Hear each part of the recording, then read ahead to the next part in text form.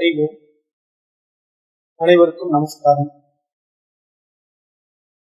இன்றைக்கு நாம் பார்க்க இருக்கின்ற வகுப்பு சாந்தோக்கிய உபனிஷத். இந்த சாந்தோக்கிய உபனிஷத்துல கடந்த பகுதிகளில் 10 பகுதிகள் வரையும் நிறைவு செய்யணும். உபகோசல வித்தை பார்த்துட்டு இருக்கோம். அந்த உபகோசல வித்தையில 3 அக்னிகள் வந்தது இல்லையா? கார்கபத்தி அக்னி, அப்புறம் தட்சிண அக்னி, ஆகவனிய அக்னி அப்படின்னு 3 அக்னிகள் நம்ம பார்த்தோம். இப்ப இந்த அக்னிகள் எப்படி பண்றாங்கன்னா, புற பூஜைகள்ல தான் இந்த வைதிக நெறியில நிறைய பேர் பண்ணிட்டு இருக்காங்க. அதாவது கார்கபத்தி அக்னியில நம்ம ஏற்கனவே சொன்னோம். அதாவது கார்கபத்தி அக்னி அப்படிங்கிறது எல்லாமே எங்க அகத்துல செய்ய வேண்டிய விஷயம்தான், ஆனா புறத்திலயும் செய்யறாங்க அப்படிங்கறதையும் நம்ம பாக்குறோம்.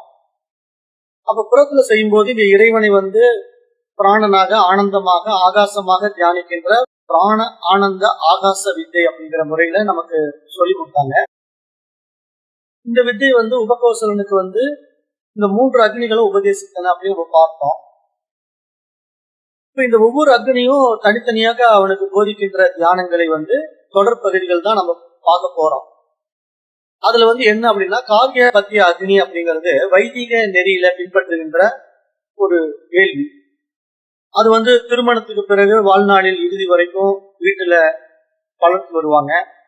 இந்த அக்னியில இருந்து தான் எடுத்து அக்னி கோத்திரம் அப்படிங்கிற வைதிக சடங்குகள் எல்லாம் செய்வாங்க. இதெல்லாம் சாதாரணமா இல்லறத்தார்கள் செய்கின்ற அக்னி கோத்திரம், இந்த மாதிரி விஷயங்கள் எல்லாம் நம்ம பார்க்கிறோம். ஆனா இப்ப இந்த மாதிரி அக்னிகள் ஒவ்வொன்றும் ஒவ்வொரு விதமான உபதேசத்தை அவனுக்கு கொடுக்குது அப்படிங்கறதுதான் இந்த உபகோசல வித்தை அப்படிங்கிற முறையிலையும் நம்ம பார்த்தோம். அப்ப இந்த கார்கபத்திய அக்னி என்ன பண்ணுதுன்னா, தன்னை உலகமாக கொண்டு தனது 4 அங்கங்களை பற்றி எடுத்து கூறியதுன்னு பார்த்தோம். அதுல என்ன விஷயத்த சொன்னது அப்படின்னு பார்த்தா, பூமியும் உணவும் அனுபவிக்கப்படுபவைகள், அவைகள் அனுபவத்திற்கு உரியவைகள், அக்னியும் சூரியனும் உண்பவர்கள் அப்படின்ட்டு ஒரு விஷயத்த நம்ம சொன்னது. அப்ப இங்க அனுபவிக்கப்படுபவை, அனுபவிக்கப்படுபவர்கள் அப்படிங்கிற இந்த 2 பிரிவுக்குள்ள இந்த உலகத்தை நம்ம அடக்கி விடலாம் அப்படிங்கிறது தான் கார்கபத்திய அக்னியினுடைய விஷயமா நம்ம பார்ப்போம்.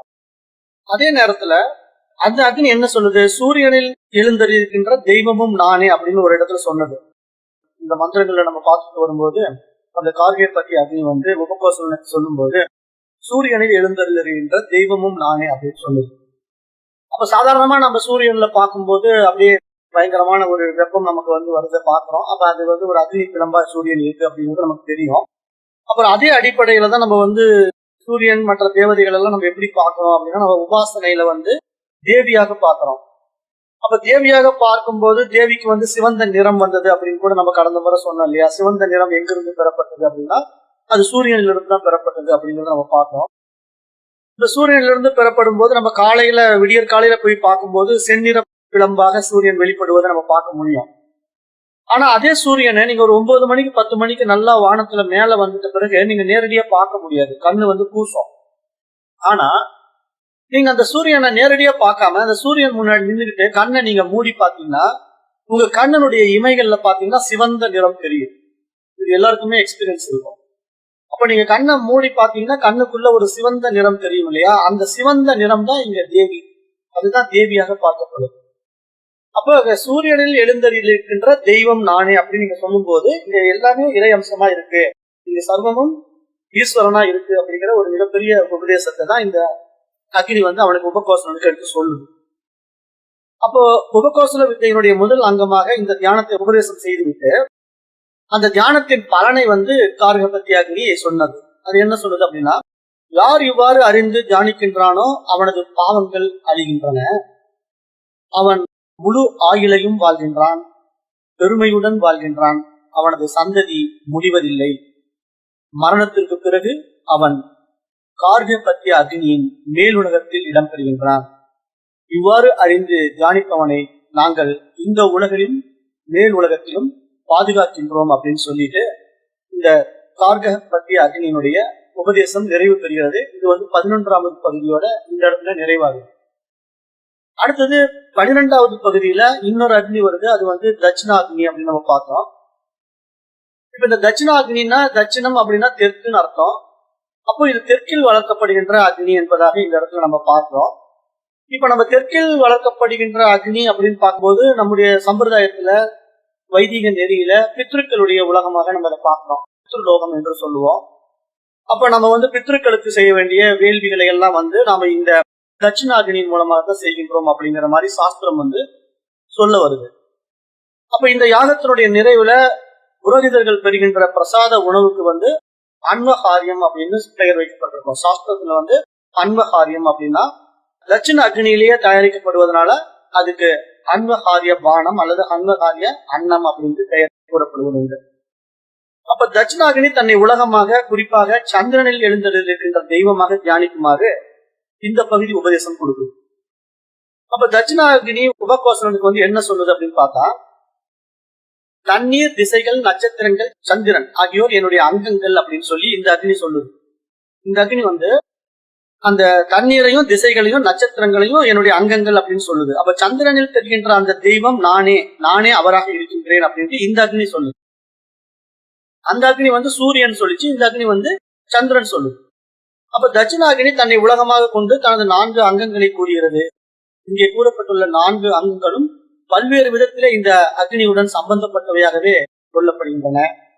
இவ்வாறு தட்சிணாகினியும் இந்த உலகமாக திகழ்கிறது. அதே வேளையில் சந்திரனில் தெரிகின்ற தெய்வம் நானே என்று கூறுவதன் மூலம் தன்னையும் சந்திர தெய்வத்தையும் ஒன்றாக காணுமாறு இந்த அக்னி உபதேசிக்கவும் செய்கிறது என்பதாக நம்ம இந்த உபநிஷத்துல இந்த இடத்துல பார்க்கிறோம். இப்ப இதே அக்னி இதனுடைய பலனை சொல்லும் போது என்ன சொல்லுது? யார் இவ்வாறு அறிந்து தியானிக்கிறானோ அவனது பாவங்கள் அழிகின்றன, அவன் முழு ஆயுளையும் வாழ்கின்றான், பெருமையுடன் வாழ்கின்றான், அவனது சந்ததி முடிவதில்லை அப்படின்ட்டு எப்படி அந்த கார்கபத்தி அக்னி சொல்லிச்சோ அதே மாதிரி இந்த அக்னியை சொல்லி நிறைவு செய்து இதோட 12வது பகுதி நிறைவு பெறுகிறது. அதாவது ஒவ்வொரு அக்னியும் பேசக்கூடியதை ஒவ்வொரு பகுதியாக இந்த உபநிஷத்தை எடுத்துக்கிறது. இப்ப அடுத்தது 3வதாக வருகின்ற ஆகாவனிய அக்னி என்ன சொல்லுது அப்படின்னா, கார்கபத்தி அக்னியிலிருந்து எடுக்கப்பட்ட நெருப்பினால் வளர்க்கப்படுவதுதான் ஆகாவனிய அக்னி என்பதாக நம்ம பார்க்கிறோம். அப்ப அந்த சூரியன் உதித்த பிறகு அது பாதி அளவு மேல ஏறிட்ட பிறகு இந்த அக்னி வளர்க்கப்படுகிறது. விசேஷ யாகங்களில் பெரும்பாலானவைகள் ஆகாவனிய அக்னியிலேயே செய்யப்படுகின்றன என்பதாகவும் இங்க நம்ம பார்க்கிறோம். அப்ப இந்த ஆகாவனிய அக்னி உபகோசலனுக்கு உபதேசித்து என்ன சொல்ல வந்தது அப்படின்னு பார்த்தா, பிராணன், ஆகாசம், வானம், மின்னல் ஆகியோர் என் அங்கங்கள்.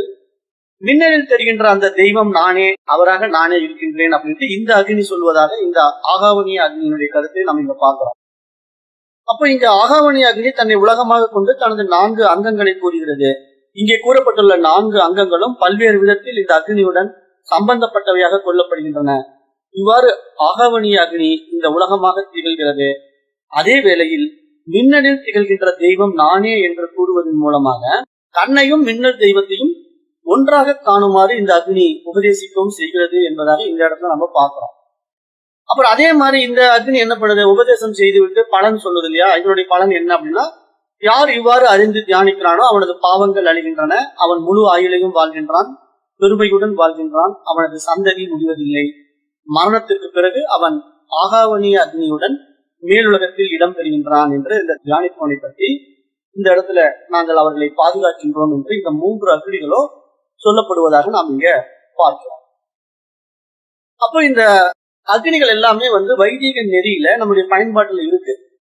அதாவது கார்கபத்தி அக்னி, தட்சிணாகினி, ஆகவனிய அக்னி அப்படிங்கிற அந்த அக்னியினுடைய செயல்பாடுகள் எல்லாம் எந்த இடத்துல எப்படி பயன்படுத்த வேண்டும் அப்படிங்கிறத வைதிக நெறியில வைதிகம் படித்த விற்பனர்கள் இருக்காங்க இல்லையா, வேத விற்பனர்கள், அவர்கள் அதை செய்யறாங்க. ஆனா இப்ப இந்த அக்னியை உண்மையா நாம இந்த இடத்துல எப்படி பார்க்கணும் இந்த உபநிஷத்துல அப்படின்னு நீங்க பாத்தீங்கன்னா, அக்னியை நம்ம உண்மையிலேயே பிராக்டிஸும் வரும்போது அந்தர்முக பயிற்சிகளாகத்தான் நாம இங்க எடுத்துக்கிறோம். அதாவது இதெல்லாம் உபநிஷத்து வெளிப்படையா இப்படிதான் பேசும். ஆனா இதை கொஞ்சம் நம்ம டீப்பா போய் பார்த்தோம்னா உள்ள செய்ய வேண்டிய பயிற்சிகள் தான். இதுக்கு அந்தர் மார்க்கம் அப்படின்னு நம்ம சொல்லுவோம். அதாவது உள்முக தியானம் என்று பெயர் இருக்கு. அப்ப இந்த மார்க்கத்துல எப்படி செய்யறது அப்படிங்கறது நான் உங்களுக்கு இன்ட்ரடக்ஷன் கொடுக்குறேன். ஏன்னா என்ன ஏதுன்னு உங்களுக்கு தெரியல இல்லையா, அதுக்காக. இப்ப இந்த கார்கபத்தி அக்னி என்ன அப்படின்னா, நம்முடைய மூலாதார அக்னி, அதாவது குண்டலினி இடத்துல இருக்கக்கூடிய அக்னி. இதுதான் மூலச்சூடு, குண்டலினி சக்தி என்று நம்ம சொல்றோம். இதுக்கு பேர் தான் கார்கபத்தி அக்னி என்று இந்த சாஸ்திரம் சொல்லுது. அப்ப இந்த என்ன பண்ணணும் இந்த அக்னி அப்படின்னா, இந்த அக்னி என்பது உடலின் மூலாதாரத்தில் உறைந்திருக்கும் தமஸ் நிலை தீ என்று பார்க்கப்படுகிறது. தமஸ் அப்படின்னா நமக்கு 3 குணங்கள் இருக்கு இல்லையா, ராஜசம், சத்துவம், தமஸ் அப்படின்ட்டு. அப்ப தமஸ் அப்படிங்கும் போது ஒரு விதமான சோம்பேறித்தனம் இருக்கும், விருப்பமின்மை இருக்கும், எதையுமே ஒரு ஈடுபாடு இருக்காது. இதெல்லாம் தமசனுடைய குணங்களா இருக்கிறதுனால இந்த அக்னி மூலாதாரத்துல இருக்கிறதுனால இந்த அக்னியை நம்ம எழுப்பி விடணும். ஏன்னா இது தூங்கிட்டு இந்த மாதிரி மந்த நிலையில இருந்துகிட்டு நம்மள எப்ப பார்த்தாலும் ஒரு மயக்கத்திலேயே வச்சுட்டு இருக்கோம், அதாவது சோம்பேறியா வச்சுட்டு இருக்கோம், எதுலையுமே ஒரு ஆர்வம் இல்லாம வச்சுட்டு இருக்கோம். இதெல்லாம் மூலாதாரத்துல இருக்கக்கூடிய மூலச்சூடுன்னு சொல்லுவாங்க. அப்புறம் இப்படி இருக்கிற அக்னியை நம்ம எழுப்பி விட்டோம்னா அடுத்தது அது மேல கிளம்பி வரும் இல்லையா, அப்படி வரும்போது அதனுடைய குணம் மாறும். அது அடுத்தது ரஜோ குணமா மாறும். அப்ப ரஜோ குணமா மாறும்போது அங்க என்ன பண்ணோம்னா சில வேலைகளை செய்ய ஆரம்பிச்சிடும். கொஞ்சம் படுத்துக்கிட்டு இருந்தது, ஒரு சுறுசுறுப்பு இல்லாம இருந்தது, சோம்பேறியா இருந்தது, என்ன ஆயிடும்னா கொஞ்சம் ஆர்வமா சில வேலைகளை செய்யறதுக்கும் ஈடுபாடோடு செய்யறதுக்கும் ஆரம்பிச்சிடும். ஆனா அப்படி வேகமா செஞ்சு ஆர்வ கோளாறுல என்ன ஆயிடுவாங்கன்னா அதுலயே மாட்டிக்குவாங்க, அடுத்த நிலைக்கு போக மாட்டாங்க. அதையெல்லாம் இந்த சாஸ்திரம் சுட்டிக்காட்டி என்ன சொல்றதுன்னா இதை ஜாதர அக்னி என்று நம்ம சொல்லுவோம். அதாவது ஜடா அக்னி, ஜாதர அக்னின்னா இது பேர் இருக்கு. இது உடலுக்கு இருக்கிற உணவை செரிக்கப்படுவதற்காக பயன்படுகின்ற அக்னி என்பதாகவே இது பார்க்கப்படுது. இந்த அக்னி தாமசிக சக்தி என்பதாகத்தான் சாஸ்திரம் சொல்லுது. அப்ப இந்த அக்னியினுடைய பயிற்சி முறை என்ன அப்படின்னா, இப்ப இந்த கார்க பத்தி அக்னியை பயிற்சி முறை இருக்கு, இதெல்லாம் சாஸ்திரத்துல சொல்லி கொடுப்பாங்க. அது என்ன அப்படின்னா நித்திய மூலபந்தம்னு பேரு. நித்திய மூலபந்தம் அப்படின்னா இப்ப முதல்ல இந்த மூலாதாரம் இருக்கு இல்லையா, இந்த மூலாதாரத்தை என்ன பண்ண சொல்லுவாங்கன்னா சிலர் சொல்லி கொடுப்பாங்க. நீங்க என்ன பண்ணணும், மூலாதார சக்கரத்தை மனசுல ஞாபகம் வச்சுக்கோங்க. அந்த இடத்துல அந்த ஆசன வாயினுடைய அந்த சதையை அப்படியே உள்ள இழுத்துக்குங்க. அப்படியே உள்ள இழுத்துக்கிட்டு அப்படியே கொஞ்ச நேரம் அப்படியே இருங்க, அப்புறம் கொஞ்ச நேரம் கழிச்சு அதை விடுங்க அப்படிங்கிற மாதிரி சொல்லி கொடுத்து மூச்சு பயிற்சியில பிராக்டிஸ் பண்ணும்போது மூலபந்தம் அப்படிங்கிற ஒரு பயிற்சி முறை இருக்கு. அந்த மூலபந்தம் அப்படிங்கறத நிறைய பேர் பிராக்டிஸ் பண்றாங்க. மூலாதார சூடை அப்படி உள்ள இழுத்து இழுத்து பிராக்டிஸ் பண்ணி அந்த மூலபந்தத்தை உருவாக்கி அப்புறம் அந்த அக்னியை மேல ஏத்துறதுக்கான ஒரு பயிற்சி. அதாவது தீயை எப்படி உருவாக்குறோமோ அது மாதிரி மூலாக்னியை நம்ம மூலாதாரத்துல உருவாக்கி அதை ஆகவனீயமாக நம்ம மேலே அழைத்து செல்ல வேண்டும் என்பதாக இங்க சாஸ்திரம் சொல்லி கொடுக்குது. இது ஒரு பயிற்சி முறை. இதை சாந்தோக்கிய உபநிஷத்து இந்த பயிற்சி முறையை வெளிப்படையா பேசாது. பட் இதெல்லாம் குருகுலத்துல சொல்லி கொடுப்பாங்க. இந்த பயிற்சி முறைகள் எல்லாம் ஞான காண்டத்துல வருகின்ற மாணவர்களுக்கு இதெல்லாம் இருக்கு, இதெல்லாம் சொல்லி கொடுப்பாங்க. அப்புறம் அடுத்தது தட்சிணாக்னி அப்படிங்கிறதுக்கு வேதத்தினுடைய அடிப்படையில பார்க்கும்போது மனோமய அக்னி என்று இதை பார்க்கணும். இது சித்த சக்தியின் விநியோகம் என்று இந்த சாஸ்திரம் சொல்லுது. இப்ப நாம அங்க தட்சிணாக்னிங்கும் போது வைதிக நெறியில பார்க்கும்போது நம்ம என்ன சொன்னோம், இப்போ வைதிக நெறியில பிராமணர்கள் எல்லாம் வேள்வி செய்யறதுக்காக அதை பயன்படுத்துவாங்க. அப்புறம் பித்ருக்காக அந்த தெற்கு திசை நோக்கி அந்த பித்ரு யாகம் எல்லாம் நடத்துவாங்க அப்படின்னு சொல்லி ஒரு அக்னி நம்ம பேசணும் இல்லையா. அதே தட்சிணாக்னி இங்க அகமார்க்கமா பார்க்கும்போது, உள்முகமாக பார்க்கும்போது இங்க பித்ரு மார்க்கம் அப்படிங்கிறது என்ன அப்படின்னு கேட்டீங்கன்னா நம்முடைய நினைவுகளும் நம்முடைய பண்டைய சஞ்சித கர்மாக்களும் தான் நமக்கு சொந்தமில்லாத சக்திகளாக இருக்கு. இப்ப இதுதான் நம்முடைய மனோமய அக்னி என்று சாஸ்திரம் இங்க சொல்லுது. அதாவது இந்த தட்சிணாக்னி நம்ம என்ன பண்ணணும் அப்படின்னா பித்ருக்களுக்கு நம்ம செய்யற மாதிரி இங்க உண்மையிலேயே பித்ருக்கள்ங்கிறது யாருன்னா நம்முடைய சம்ஸ்காரங்கள், வாசனைகள் தான். இப்ப நம்ம ஒரு ஈடுபாட்டுல இருந்து வேலை செஞ்சுட்டு இருக்கோம் அப்படின்னா அது நம்முடைய தற்போதைய எண்ண பதிவுகளுக்கு ஏற்ற மாதிரி சில வேலைகள் செய்வோம். அப்புறம் இன்னும் சில வேலைகள் பாத்தீங்கன்னா நமக்கு அந்த எண்ணமே இருக்காது, திடீர்னு நமக்குள்ள இருந்து உதயமாகும். அப்ப அந்த மாதிரி ஏன் உதயமாகுது அப்படின்னு பாத்தீங்கன்னா அதுக்கு பேர் சம்ஸ்காரம், வாசனைகள் அப்படின்னு நம்ம சொல்லுவோம். அப்ப அந்த சம்ஸ்காரம், வாசனைகள் அப்படிங்கிறது எப்படி நம்முடைய முந்தைய கர்மங்கள் மூலமா வெளிப்படுறது. அதெல்லாம் நம்ம ஏற்கனவே பல பிறவிகள்ல சேர்த்து வச்சிருந்த பாவ புண்ணிய கர்மாக்கள்லாம் இருக்கு இல்லையா, அதுவெல்லாம் நமக்கு உள்ள ஒழிஞ்சிட்டு இருக்கும். அது திடீர்னு ஒரு நாள் நமக்கு வெளிப்பட்டு அதன் மூலமா சில நினைவுகள் நமக்கு உண்டாகி அதை நடைமுறைப்படுத்த பார்ப்போம். இதெல்லாம் நம்முடைய வாசனைகளா இருக்கிறதுனால இதுல இருந்து நம்ம விடுபட முடியாம தவிச்சுட்டு இருக்கோம் இல்லையா. அதுக்கு என்ன நிவாரணம் அப்படின்னு பாத்தீங்கன்னா இந்த தட்சிணாக்னி மெத்தட்ல மனோமய அக்னியை நம்ம எப்படி ஒழுங்குபடுத்தணுங்கிறதுக்கு ஒரு பிராக்டிஸ் இருக்கு. அது எப்படின்னா பித்ரு தர்ப்பண மனஸ்திக்கு அப்படின்னு சொல்லி நான் முந்தைய கர்மங்களை எரிக்க வந்துள்ளேன் அப்படிங்கிற ஒரு நிலைப்பாட்டுல நம்முடைய பூர்வ கர்மங்களை எல்லாம் நம்ம எரிக்கணும். அப்ப அந்த பூர்வ கர்மங்களை எரிச்சு அழிக்கிறது தான் இந்த தட்சிணாக்னியுடைய நோக்கம். அப்ப தட்சிணாக்னிங்கிறது மனசுதான். இந்த மனசுதான் தட்சிணாக்னி என்று பார்க்கப்படுகிறது. இது நான் என்பதும் கடந்த கால நினைவுகள் என்பதையும் அறிந்து அவைகளை தீயில் நாம எரித்து நாசமாக்க வேண்டும் என்பதாக இந்த சாஸ்திரம் நமக்கு சொல்லிக் கொடுக்குது. அப்ப இங்க அந்த நிலையை நாம இங்க புரிஞ்சுக்கணும். அப்ப இந்த நிலையை பூர்வ ஜன்ம கிரந்திகள் என்று சொல்லுவோம். கிரந்திகள் அப்படின்னா முடிச்சுட்டு அதாவது நம்முடைய சம்ஸ்காரங்கள் வாசனைகள் எல்லாம் நமக்குள்ள இருக்கும். அதெல்லாம் வந்து முடிச்சுக்கள்ங்கிறத சாஸ்திரம் கிரந்திகள்னு பேசும். அந்த கிரந்திகளை வந்து எரிக்க வேண்டும். அதை எரிக்கும் போதுதான் நமக்கு வந்து அந்த வாசனைகள் வெளிப்படாம இருக்கும். நம்முடைய சம்ஸ்காரங்கள் வந்து நடைமுறைக்கு வராம தவிர்க்கப்படும். அதுக்கு வந்து நாம இந்த மாதிரி பிராக்டிஸ் கொடுப்போம். அது எப்படி நீங்க எரிக்கணும் அப்படிங்கிறதுக்கான சில பிராக்டிஸ் எல்லாம் இருக்கு. அது நேரடி பயிற்சிகள்ல குருகுலத்துல சொல்லி கொடுக்குறாங்க. இது வந்து தான் தட்சிணாகினிக்கு உண்டான ஒரு ட்ரைனிங் மெத்தட் இருக்கு. அப்புறம் மூன்றாவதாக ஆகவனிய அக்னி அப்படிங்கிறது என்ன அப்படின்னா, இதுதான் வந்து ஞானாகினி. ஞான அக்னின்னு சொல்லலாம், நாத அக்னின்னு சொல்லலாம். இப்ப நம்ம நவநாத சித்தர்களுடைய வழியில வந்து இதுக்கு நாத அக்னின்னு பேரு, அறிவின் அக்னின்னு பேரு. இதுக்கு 2 விதமான பெயர் இதுக்கு இருக்கு. அப்ப இங்க இதனுடைய உண்மையான அர்த்தம் என்ன, ஆகவனிய அக்னினா என்ன அப்படின்னா, இதனுடைய உட்பொருள் என்ன அப்படின்னு பாத்தீங்கன்னா, ஞானத்தி, நாதத்தி, பரமேஸ்வரனை அணுகுகின்ற பரமானந்த கதிர் என்பதாக இதை பார்க்கணும். இந்த இடத்துல வந்து ஆகவனிய அக்னி வந்து அந்த பரமேஸ்வரனை நம்ம தொடர்பு கொள்ளுகின்ற ஒரு பரமானந்த கதிர் என்பதாகவே இந்த அக்னியை நம்ம பார்க்கிறோம். இது எங்க இருக்கு அப்படின்னா, நம்முடைய இருதய குகையான அநாகதம் என்கிற இந்த இடத்துல எடுத்துக்கிறோம். இந்த இடம் இருதயம்ங்கிறது வந்து அங்க உச்சந்தலைக்கு போக கூடாது. இங்க வந்து நம்ம நெஞ்சுக்குழியில இருக்கிற இருதயத்துல இங்க வந்து நம்ம சி அப்படிங்கிற ஒரு எழுத்து இருக்கு. அங்க ஒரு வெப்பம் இருக்கு. அந்த வெப்பத்தை நம்ம உபாசிக்கிற ஒரு மெத்தட் வந்து பிராக்டிக்கல்ல சொல்லி கொடுப்பாங்க. அதெல்லாம் வந்து நம்முடைய பாடத்திட்டங்கள் இருக்கு. அப்ப அந்த இடத்துல அந்த நினைவுகள் வந்து நம்ம கொண்டு வந்து நம்முடைய பழைய இதெல்லாம் அழிச்சு, சம்ஸ்காரங்கள் எல்லாம் அழித்த பிறகு இந்த ஆகவனிய அக்னியில நாம வந்து ஞானத்தை பெற்று அதை எங்க கொண்டு போகிறோம் அப்படின்னா, நேரா ஆக்னா சக்கரத்துல கொண்டு போய் பிரம்மரந்திரத்துல நிறுத்துறதுதான் ஒரு பயிற்சி முறையா நம்ம வச்சிருக்கிறோம். இதெல்லாம் வந்து ஆகவனிய அக்னி முறையில வந்து செய்யக்கூடிய சில பயிற்சிகள். அந்த பயிற்சிகள் செய்யும் போது நம்முடைய மனதில் இருக்கக்கூடிய சில எண்ணங்களை எல்லாம் அழித்திட்டு அந்த மனதுக்கும் உயிருக்கும் ஆகவனியமாக ஹவிசாக இறைவனிடம் அர்ப்பணம் செய்கின்ற ஒரு நிலைப்பாடு என்பதாக இந்த இடத்துல நம்ம இதை பார்க்கிறோம். இது வந்து உபனிஷத்துல இதுக்கு விளக்கம் இருக்கு. உபனிஷத்துக்கள் வந்து இந்த 3 அக்னிகளையும் உள் தத்துவங்களாகவே எடுத்துக்கொள்கிறது என்று நம்ம பார்க்கலாம்.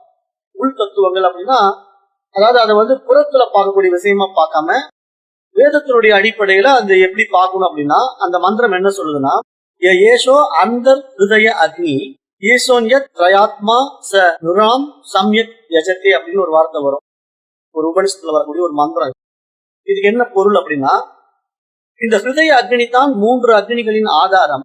யார் ஒருவன் ஹிருதய அக்னியை நேசித்து யஜம் செய்கிறானோ அவனே உண்மையில் யாகம் செய்கின்றான் அப்படிங்கிற வார்த்தையை இந்த இடத்துல கையாளு. அப்போ இங்க வந்து அதுதான், இந்த அக்னியை வந்து நம்ம எந்த மெத்தட்ல கையாளும் போது நம்முடைய கர்மங்கள் தீருது, நம்முடைய மூலாதாரத்தில் இருக்கக்கூடிய அந்த தமோ குணம் இருக்கு இல்லையா, அந்த தமோ குணம் வந்து நமக்கு மேல வந்து சத்துவ குணமா மாறுவதற்கான பயிற்சி முறைகள் எல்லாம் நேரடி வகுப்புகள்ல குருகுலத்துல சொல்லி கொடுப்பாங்க. இதெல்லாம் இந்த உபனிஷத் பேசு. அப்ப இந்த 3 அக்னிகளும் உண்மையிலேயே என்னங்க அப்படின்னு கேட்டீங்கன்னா, இது வந்து சைவ சித்தாந்தம் வந்து திரிகுண்டரம் அப்படின்னு பேசும். திரிகுண்டரம் அப்படின்னா நெற்றியில் வைக்கப்படுகின்ற 3 பட்டைகள். அதாவது நம்ம உபூதியை எடுத்து பட்டை எடுக்கணும் இல்லையா, உபூதி எடுத்து 3 பட்டை நம்ம இடும்போது அதுல கீழே இருக்கிற கோடுக்கு பேர் வந்து கார்க பத்தி அக்னின்னு பேரு, நடுவுல இருக்கிற கோட்டுக்கு பேர் வந்து தட்சிணா அக்னின்னு பேரு, மேல இருக்கிற கோட்டுக்கு பேர் வந்து ஆகவனிய அக்னி அப்படின்னு பேரு. இந்த 3 அக்னிகளையும் நாம குறிப்பிடுவதற்காகத்தான் அந்த 3 பட்டைகள் நம்ம போடுறோம். விபூதி பட்டை வைக்கிறோம் இல்லையா, அதை வந்து திரிகுண்டரம் அப்படின்னு பேரு. சான்ஸ்கிரிட்ல வந்து அப்படிதான் சொல்லுவோம். நம்ம தமிழ்ல சொல்லும் போது விபூதி வச்சுக்கிறோம் அப்படின்னு சொல்றோம் இல்லையா, அதேதான். அதை வந்து இந்த மனதுல உணர்ந்து அந்த விஷயத்தை எதற்காக செய்யணும் அப்படிங்கிற முறையை தெரிஞ்சுக்கிட்டு செய்யறது தான் இங்க சாஸ்திரத்தினுடைய சாரம் என்பதாக நம்ம இங்க பாக்குறோம். அப்புறம் மேலும் இந்த உபகோசல வித்தையில வந்து இந்த அங்க தியானங்களுடைய நிறைவு பகுதி வருது. இப்ப நிறைவா என்ன சொல்ல வருது இந்த உபகோசல வித்தை அப்படின்னு பார்த்தா, அந்த அக்னிகள் வந்து என்ன சொல்ல வருது அப்படின்னா, உபகோசலா இனியவனே, எங்களை பற்றி இதுவரை நாம் கூறினோம், ஆன்ம ஞானத்தை பற்றியும் உனக்கு எடுத்து கூறினோம், ஆனால் வழியை உனது ஆச்சாரியர் உபதேசிப்பார் என்று கூறி முடித்தனர். அப்ப உபகோசலின் ஆச்சாரியாரும் திரும்பி வந்தார். அவர் அந்த உபகோசலனை பார்த்து உபகோசலா என்று அழைத்தார் அப்படிங்கிற மாதிரி நம்ம போன வகுப்புல முடிச்சோம். அப்ப உபகோசலனா என்று அழைத்த அந்த ஆச்சாரியர் வந்து என்ன சொல்ல வராரு, உன்னுடைய விஷயம் வந்து எப்படி இப்படி மாறிச்சு, நீ பார்ப்பதற்கு ஒரு தேஜஸா இருக்கிறிய, நீ வந்து ரொம்ப ஒரு தகுதி பெற்றவனா மாறி இருக்கிற மாதிரி எனக்கு தெரியுதே உபகோசலா, எப்படி நீ இதை அடைந்தாய், உனக்கு என்ன நடந்தது, நான் வெளியே வந்து யாத்திரை போயிட்டு வரதுக்குள்ள உனக்கு என்ன நடந்தது அப்படின்னு கேட்கும் போது அவன் சொல்றான், எனக்கு வந்து இந்த 3 அக்னிகள் வந்து உபதேசம் கொடுத்தது, அதன் மூலமா நான் வந்து சில வித்தைகளை கத்துக்கிட்டேன், அந்த வித்தைகளை நான் பயிற்சி பண்ணதுனால என்னுடைய உடம்புலையும் மனதிலையும் உண்டான மாற்றங்களை தான் நீங்க இப்படி பாக்குறீங்க அப்படின்னு சொல்லி அந்த இடத்துல அவன் எடுத்து சொல்றான். அப்ப அந்த இடத்துல அவன் எடுத்து சொல்லும் போது அந்த குரு வந்து கேட்கிறாரு, இனியவனே உன் முகம் இறைஞானம் பெற்றவனின் முகம் போல ஒளிர்கிறது, உனக்கு யார் உபதேசித்தார்கள் என்று கேட்கிறார். அப்ப இவன் இந்த விஷயத்த சொல்றான். அப்படி சொன்ன உடனே அவர் என்ன உபதேசித்தன அப்படின்னு கேட்கிறார். அக்னிகள் உனக்கு என்ன உபதேசித்தன என்று ஆச்சாரியர் உபகேசனிடம் கேட்டார். உபகேசன் இந்த மாதிரி அவன் என்னென்ன உபதேசம் இருந்ததோ அது பூரா அவன் சொல்றான். ஏன்னா இப்ப நம்ம அதை பூரா உங்களுக்கு ஆல்ரெடி சொல்லிட்டேன், என்னென்ன உபதேசம் அது கொடுத்ததோ அது பூரா இப்ப நம்ம சொல்லிட்டோம். இப்ப உடனே குரு உபதேசிக்க போறாரு. உடனே உபகோசலன், போற்றுதற்குரிய குருவே, எனக்கு அதனை தாங்கள் உபதேசிக்க வேண்டும். ஏன்னா இது வரைக்கும் நான் வந்து அக்னிகள் மூலமா கேட்டேன், இருந்தாலும் நீங்க எனக்கு உபதேசிக்க வேண்டும் என்று சொல்றான். அதுக்கு குரு ஆனவர் என்ன சொல்றாரு, அன்பு மகனே, அவைகள் உனக்கு சில உலகங்களை பற்றி மட்டுமே கூறியுள்ளன. நான் உனக்கு அது பற்றி உபதேசிக்கிறேன். அதனை அறிந்தால் எப்படி தாமரை இலையில் தண்ணீர் ஒட்டுவதில்லையோ அப்படியே ஒருவனை பாவச் செயல்கள் தீண்டாது என்று சத்தியகாமர் அவனுக்கு பதிலளித்தார் என்பதாக நம்ம இங்க பார்க்கிறோம். அப்ப அப்படி பதிலளிக்கும் போது இங்க சத்தியகாமர் என்ன சொல்ல வர்றாரு அப்படின்னா, இயற்கையிலிருந்து பெறுகின்ற அறிவு வெறும் தகவல் மட்டுமே. அக்னிகள் தந்த அறிவு உனக்கு வெறும் தகவல்கள் மட்டுமே. அதனை அனுபவமாக ஆக்க வேண்டுமானால் உனக்கு நேரடி குரு தேவை, அவரது ஆற்றல் தேவை. எனவே வழியை உனது ஆச்சாரியார் உபதேசிப்பார் என்று அக்னிகள் உபதேசிப்பதாக இந்த பகுதியினுடைய விளக்க உரைகள் வந்து தொடர்கின்றது. அப்ப இங்க ஆன்ம ஞானத்தை பற்றியும் கார்கபத்திய அக்னி முதலான அக்னிகளை வளர்க்கின்ற கடமைகளை பற்றியும் உபகோசலன் அறிந்து கொண்டான் என்று நம்ம பார்க்கிறோம். ஆனால் ஆன்ம ஞானத்தை அடைவது எப்படி, அதற்கான வழி என்ன அப்படிங்கும் போது இங்க குரு என்ன சொல்ல வர்றாரு, பற்றென்று பணி செய்வதுதான் அந்த வழி என்று இங்கு சத்தியகாமன் கூற வருகிறார் என்பதாக நம்ம இந்த இடத்துல பார்க்கிறோம். அதாவது பற்றின்றி பணி செய்வது. இங்க ஆத்ம ஞானத்தை அடைவதற்கான முக்கியமான நோக்கம் என்ன அப்படின்னா, இந்த சமுதாயத்தை விட்டு ஒதுங்குறது கிடையாது, இங்க போய் ஒளிஞ்சிக்கிறது கிடையாது. இந்த உலகத்துல நம்ம எல்லாமே செய்யணும், ஆனா பற்று இல்லாம பணி சேவைகள் செய்யும்போது பற்று இல்லாம செய்ய வேண்டும், அவ்வளவுதான். இதை வந்து பகவத்கீதை சொல்லும் போது என்ன சொல்லுது, இறைவனில் தன்னை சமர்ப்பித்து விட்டு பற்றை விட்டு வேலை செய்வதன் மூலமாக நீ வந்து அடைவாய், எல்லாவற்றையும் அடைவாய் அப்படின்னு பகவத்கீதை பேசும். அதாவது தண்ணீரினால் தாமரை இலை நனைக்கப்படாதது போல பாவத்தால் நீ பாதிக்கப்படுவதில்லை என்று பகவத்கீதை வந்து பேசும். அப்ப அது மாதிரி இங்க பாவம் என்று பார்க்கும்போது அது புண்ணியத்தையும் குறிப்பிடுகிறது. ஏனென்றால் ஆன்ம ஞானம் பெறுவதற்கு பாவம் புண்ணியம் என்ற இரண்டுமே தடைகள் தான் என்பதாக இங்க சாஸ்திரம் சுட்டிக்காட்டு. அப்ப இங்க பற்றென்றே பணி செய்ய வேண்டுமானால் இறைஞானம் வேண்டும். அந்த இறைஞானம் என்றால் என்ன என்பதை இனி வருகின்ற மந்திரங்கள் வாயிலாக நம்ம பார்க்க போகலாம். அப்ப இங்க சாந்தோக்கிய உபநிஷத்தினுடைய இந்த உபகோசல வித்தையினுடைய இறுதி பகுதிக்கு நாம வரோம். இந்த இறுதி பகுதி வந்து அசிபுருஷ தியானம் அப்படின்னு இருக்கு. அச்சிபுருஷ தியானம் அப்படின்னா, அச்சி அப்படின்னா கண்ணுன்னு ஒரு வார்த்தை இருக்கு. சான்ஸ்கிரிட்ல வந்து அப்படி அக்ஷரம் அச்சி அப்படின்னா கண் அப்படிங்கிற ஒரு வார்த்தை அதுக்கு பயன்படுத்தப்படும். இப்ப இந்த இடத்துல இந்த ஐந்தாவதாக சொல்லப்படுகின்ற முக்கியமான ஒரு வித்தை வந்து அச்சிபுருஷ வித்தை என்று பார்க்கப்படுகிறது. இப்ப இந்த அச்சிபுருஷ வித்தை அப்படின்னா என்னன்னா, உலகில் பற்றுக்கொள்ளாது இருப்பது எப்படி என்பது இங்க சத்தியகாமன் போதிக்கிறார் என்பதாக இந்த இடத்துல அசிபுருஷ வித்தையில அசிபுருஷ தியானத்துல பார்க்க போறோம். இப்ப இதுல வந்து இறைவனுடைய 5 மகிமைகள் கூறப்படுகின்றன. அவரை 5 மகிமைகள் உடையவராக தியானிக்க சொல்கிறது இந்த வித்தை என்பதாக இந்த இடத்துல நம்ம பார்க்கிறோம். அப்ப அதன் வாயிலாக ஒருவர் பற்றின்றி உலகில் வாழலாம் என்பதும் இங்கு தெரிவிக்கப்படுகிறது என்பதாக இங்க பார்க்கிறோம். அந்த வகையில இந்த வித்தை என்ன சொல்ல போகுது அப்படிங்கறத இப்ப நம்ம பார்ப்போம். இப்ப உபனிஷத் சொல்ற ஆங்கிள் நம்ம இப்ப பார்ப்போம். ஆனா இதுக்கு உண்டான பிராக்டிக்கல் வித்தைகள் தனியா இருக்கு. இப்ப நம்ம உபனிஷத் என்ன சொல்ல வருதுன்னா, கண்ணில் தெரிகின்ற தெய்வம் யாரு அப்படின்னா ஆன்மா அப்படின்னு சொல்லுது. அந்த ஆன்மாவே மரணமற்றவர், பயமற்றவர், இவரே இறைவன். அதனால்தான் கண்ணில் நெய்யோ தண்ணீரோ தெளித்தால் அது வழிந்தோடி வெளியில் சென்று விடுகிறது என்று சத்தியகாமர் கூறினார் என்று நம்ம இந்த விதையில பார்க்கிறோம். அப்ப எங்கும் நிறைந்துள்ள இறைவனை பொதுவாக இதயத்தில் தியானிப்பது வழக்கம். ஆனால் உபனிஷதங்கள் அவரை உடம்பில் எந்த பகுதியில் வேண்டுமானாலும் தியானம் செய்யலாம் என்று கூறுகின்றன. அப்ப வாக்கில் பிராணனில் என்று மட்டுமல்ல, கைகளிலும் கால்களிலும் கூட இறைவனை தியானிப்பது பற்றி தைத்திரிய உபனிஷதம் ஏற்கனவே கூறியதையும் நாம் பார்த்தோம். அவ்வாறே வலது கண்ணிலே இறைவனை தியானிப்பது பற்றி இங்கு கூறப்படுகிறது. அப்ப இறைவன் எப்படி ஒரு சிறு கண்ணில் இருக்க முடியும், அது எப்படி சாத்தியமாகும் என்று சிலருக்கு கேள்வி எழலாம். அது தியான வசதிக்காக எங்கும் நிறைந்திருக்கின்ற இறைவனை அந்த நிலையில் தியானிப்பதற்காக மனதினால் நாம் கொண்டு வருகின்ற ஒரு முறை என்பதாகத்தான் இந்த தியான உத்தியில நம்ம அதை பார்க்க வேண்டியதாக இருக்கு அப்படிங்கிறத இங்க நம்ம சொல்ல வரோம். ஏன்னா இப்ப வந்து சில விஷயங்கள் எப்படின்னா, இறைவன் வந்து எங்கும் வியாபித்து இருக்கிறவனை, வெட்ட வெளியா இருக்கிறவனை வந்து நம்ம எளிதா புரிந்து கொள்ள முடியாது. அப்ப அவனை நம்ம ஒரு அனுபவத்துக்கு கொண்டு வரணும் அப்படின்னா நம்முடைய உடல்ங்கிற ஒரு கருவியை வச்சுதான் நம்ம இறைவன் அனுபவத்துல கொண்டு வர முடியும். அப்ப அந்த இறை அனுபவம்ங்கிறது நமக்குள்ள எப்படி நிகழணும் அப்படிங்கிறதுக்கு பல்வேறு வித்தைகள் சொல்லிக் கொடுக்கப்பட்டிருக்கு. அதுல இந்த கண்ணில் உரைகின்ற தெய்வம் அப்படிங்கிற ஒரு வித்தை பற்றியும் இந்த உபனிஷத் பேசுது. இதை நிறைய பேர் ஒரு தீட்சையாவே கொடுப்பாங்க. இதை கண் தீட்சை அப்படின்னே சொல்லுவாங்க. இதுக்கு ஏதோ பேர் வச்சிருக்காங்க. இதெல்லாம் நானும் கேள்விப்பட்டிருக்கேன். பட் அதெல்லாம் நான் பண்ணதில்லை. அந்த கண்ணில் உரைகின்ற தெய்வம் அப்படிங்கிற ஒரு பயிற்சி முறைகள் நிறைய இந்த வள்ளலார் வழியில வர்றவங்க எல்லாம் பண்ணுவாங்க.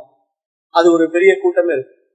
அப்ப அது என்னன்னா அவங்க இந்த உபனிஷத்துல எழுதுதான் செய்யறாங்க. பட் இருந்தாலும் கொஞ்சம் மாத்தி மாத்தி செஞ்சுருக்காங்க. அதாவது முறையா அந்த உபனிஷத் படிச்சு அதனுடைய உண்மையான குரு மூலமா கத்துக்கிட்டு செய்யறவங்க ரொம்ப குறைவு. அப்ப இங்க என்ன ஒரு கருத்து உபனிஷத்துல தெளிவாகுது அப்படின்னு பார்த்தா, கண்களின் மூலம் ஒளிர்வது பிரம்மமே, அவரே அழகானவர், ஒளிர்பவர், இந்த உலகெங்கும் பிரகாசிப்பவர், அவரே காணொளி என்பதை தூயவர்களிடம் மிளிரும் தனி ஒளி என்று விளக்கப்படுவதாக இங்க நம்ம பார்க்கிறோம். அப்ப மனிதன் தூயவனாகும் போது அவனது கண்களில் அத்தகைய ஒளி வீசும் என்றும், அந்த ஒளி உண்மையில் உள்ளும் புறமும் எங்கும் நிறைந்துள்ள ஆன்மாவின் ஒளியே என்றும் கூறப்படுவதாக இங்க சாஸ்திரம் சுட்டிக்காட்டுது. அப்ப இப்ப நம்ம சில பேரை பார்க்கும்போது கண்ணுல ஒரு விதமான பிரைட்னஸ் பார்க்க முடியும். அவங்களை நீங்க பக்கத்துல போய் நெருங்கும் போதே அவங்க கண் பார்வை அவங்க மேல பட்டாலே அவங்க ஒரு மாறுதலுக்கு உட்படுறத பார்க்கலாம். கண் வழியாவே தீட்சை கொடுப்பாங்க. அப்ப அவங்களுடைய பார்வையே ஒரு தீட்சை இருக்கும். அதெல்லாம் என்ன அப்படின்னா, இந்த வித்தைகளை கற்றுக்கொண்டு உபாசிக்கின்றவர்களுக்கு அந்த கண்கள் வழியாகவே தன்னுடைய சக்தியை வெளிப்படுத்தக்கூடிய ஆற்றல் புரிந்தவர்களாக இருக்கிறார்கள் என்று பார்க்கிறோம். அது உபனிஷதும் அதுக்கு உண்டான வித்தைகளை சொல்லிக் கொடுக்குது. அந்த பயிற்சி முறைகளை சொல்லிக் கொடுக்குது.